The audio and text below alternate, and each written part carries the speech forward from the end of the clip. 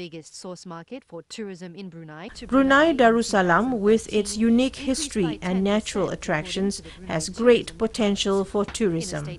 The tourism industry plays an increasingly important role in the country's economic development. The number of Chinese tourist visitor arrivals to Brunei in 2013 increased by 10%, according to the Brunei Tourism Department. In a statement, they revealed that 30,471 Chinese tourists visited Brunei Darussalam in 2013, an increase from 27,710 travellers from the year before. Malaysia is number one in Brunei's tourist arrivals, and China is the second biggest source of market for tourism in Brunei in terms of the number of tourist arrivals after Malaysia. Tourism sector has been identified as a potential accelerator to economic diversification, a job creator, a boost to foreign exchange earnings, and can also help boost the country's image and international relations. Ecotourism, environment, communications, environmental sanitation, transportation and security systems fall under efforts to promote Brunei's small but steady tourism industry. According to the long-term development planning of Brunei Darussalam, the tourism sector will focus on developing four key areas, namely marketing and promotion, events related to tourism, tourism facilities and tourism support services and human resources. A job and exchange to foreign exchange earnings.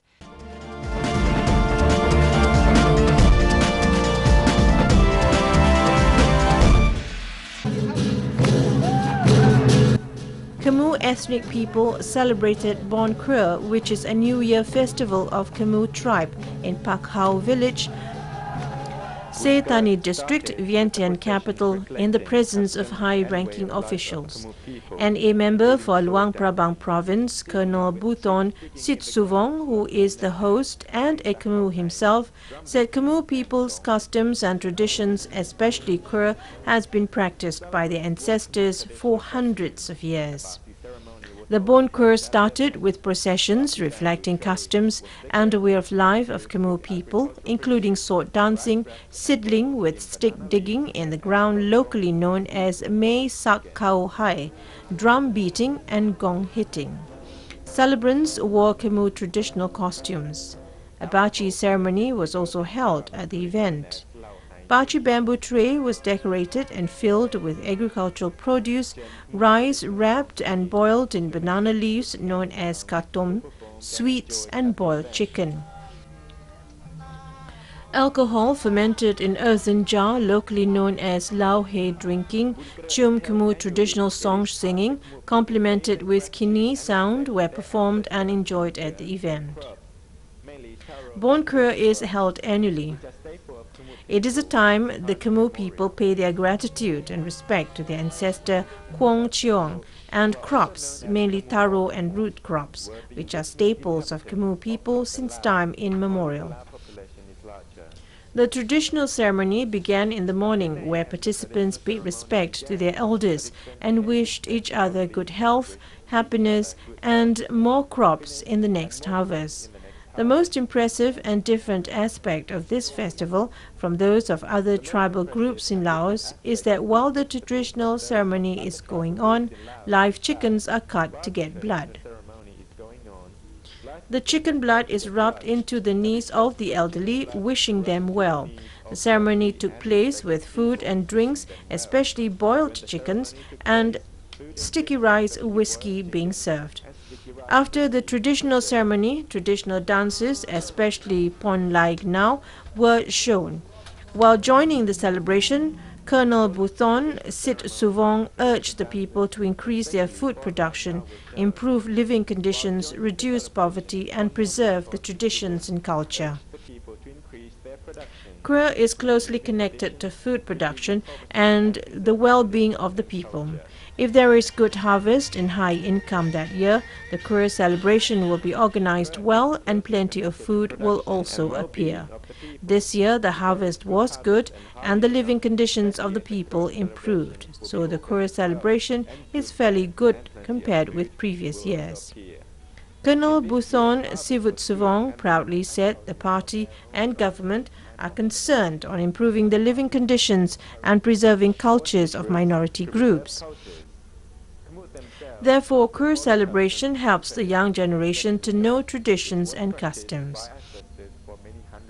According to the Article 8 of the Constitution of the Lao People's Democratic Republic, the state pursues the policy of promoting unity and equality among the ethnic groups. All ethnic groups have the right to protect, preserve and promote the fine customs and cultures of their own tribes and of the nation.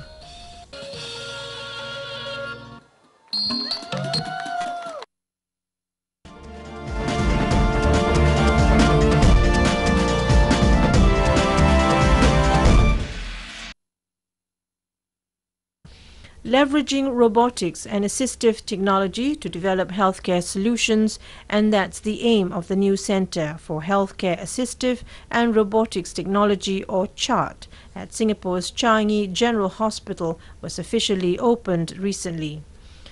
The new centre will study ways to improve staff productivity and safety, optimize the healthcare workforce and enable patients to live their lives independently.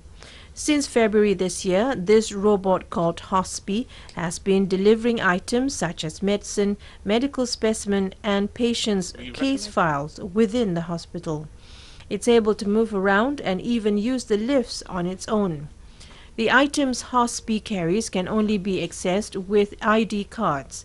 The robot has also trays for medical staff to put items on. It communicates and relays information on its whereabouts to the control center, enabling its location to be monitored at all times.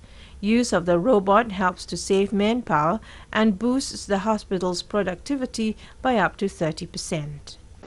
We recognize that as the hospital grows, so like here now we have added a new building and we're adding our medical center in the near future, distances get further and further and our porters will have to walk for correspondingly longer distances.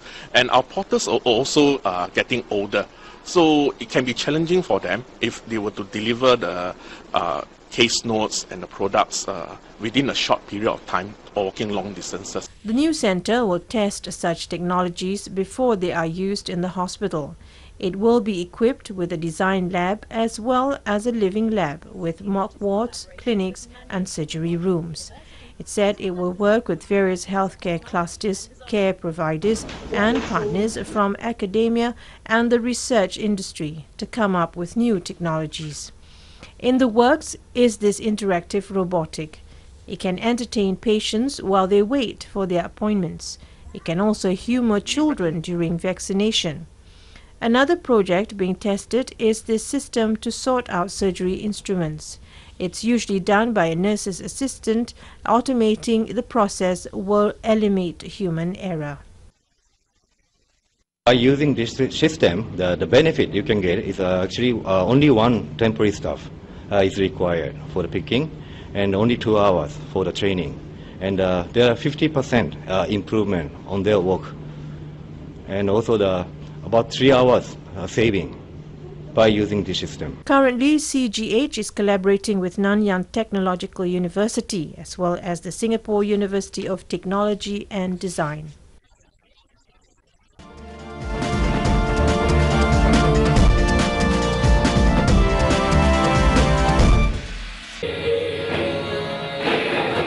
"281 tabla players made their way to the Malaysia Book of Records, or MBR, by playing the traditional Indian percussion instrument non-stop for 51.9 minutes.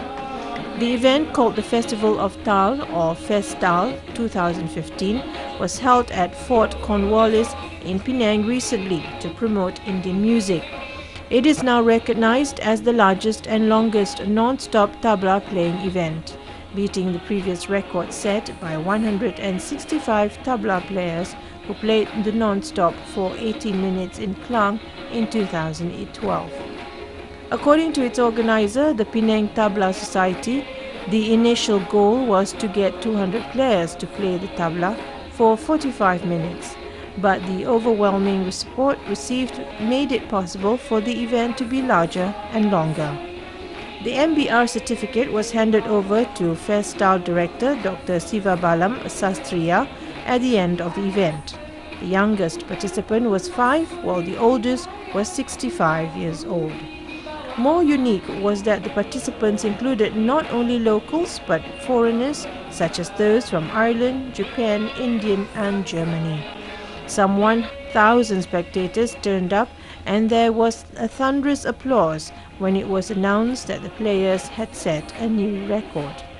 The group also presented songs and music belonging to the Chinese, Indians and Malays as a symbol of unity and harmony. The feat took a lot of hard work and effort. To prepare for the event, classes and rehearsals were held often over the last few months.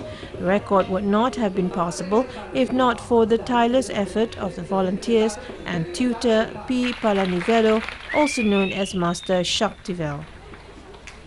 Played with extensive use of fingers and palms to create rhythm and melody, the tabla, an instrument similar to the bongo, has its origins in the Indian subcontinent.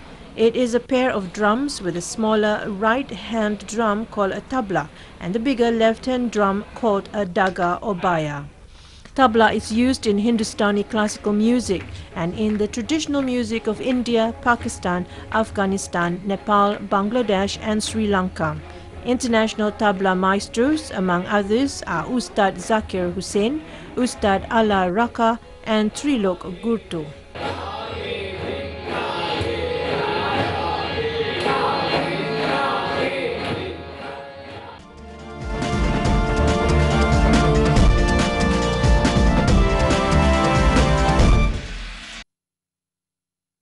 Chicken farmers in Phang, Thailand found 3-range practices yield better quality eggs with higher prices as the chickens are less stressed and have lower death rate. Chicken raised in free-range farms are allowed to roam their farms freely. They are fed with a mix of both commercial and natural feeds such as earthworms and insects. Thai herbs are also used to prevent diseases and enhance their immune system, which makes their eggs more red and more vitamin-rich than those produced from the cage farms. A survey showed the chickens that are raised with these techniques resulted in very good outcomes. Much lower deaths from contagious diseases, less stress, lower costs for farmers, and good quality eggs. The farmers said chickens from range-free farms would lay fewer eggs than those raised in cage farms, which normally produce at least 1,000 eggs per farm per day. According to the U.S. Department of Agriculture, eggs produced from free-range farms normally contain 2 times more vitamin A, 3 times more vitamin E, 2 times more omega, and 7 times more beta-carotene than cage farms' eggs. They also have less cholesterol than normal eggs. Okay.